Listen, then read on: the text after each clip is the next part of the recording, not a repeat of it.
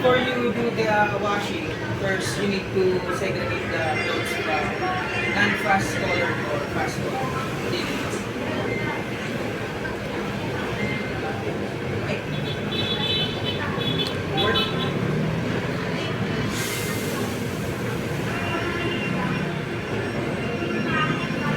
Now you already separate the clothes. You're gonna need to do the washing. First things first, check the plug if it is 220. Yes, 220. Then plug it. Then turn on the faucet, the water line. Turn on the washer.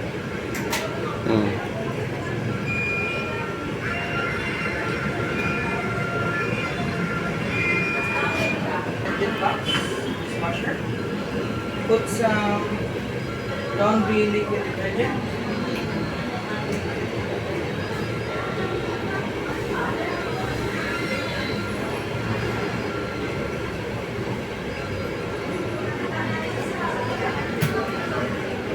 Also put a fabric softener or fabric conditioner.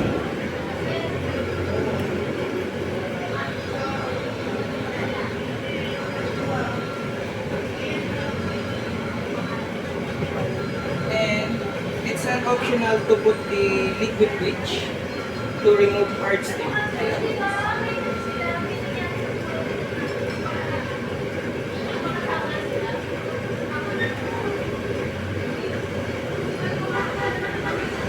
Close it. And now you're going to load the clothes or the linens.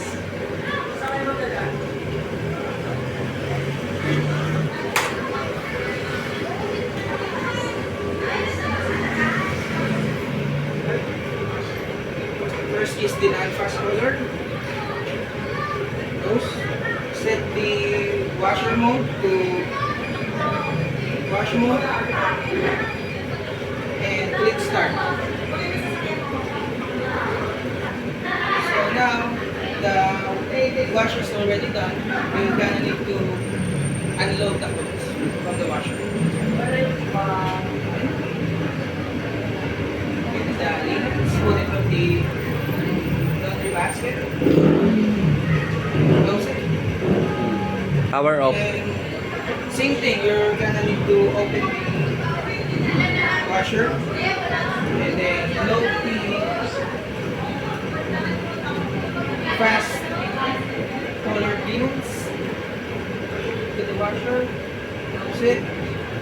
Set the washer mode. Set the timer and start washing.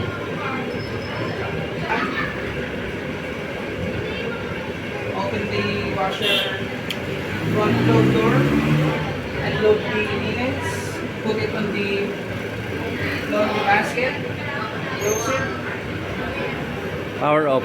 And for safety purpose, after you're done washing the clothes or the linen, don't forget to turn off the washer. Turn it off. And unplug for safety purposes. And that's how you have to wash the clothes. Then also don't forget to turn off the faucet, the water.